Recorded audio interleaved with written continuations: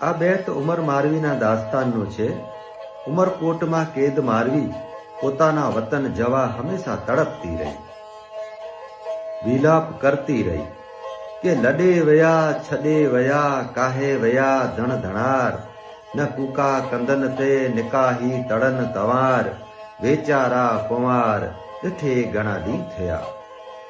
મારવી પોતાના મલકના માલધારીઓને મેળવા તડપતી રહી, પરંતુ અફસોસ એ એટલા દૂર ચાલ્યા ગયા કે આજે એમના માલધારીઓનો અવાજ પણ નથી સંભળાતો. તો ચાલો આપણે સાંભળીએ ઉસ્માન સોનુનો આ સુરીલો સાજ સુરંદાની સાથે મુસ્તફા અલી જતના કંઠે મારવીનો વિલાપ.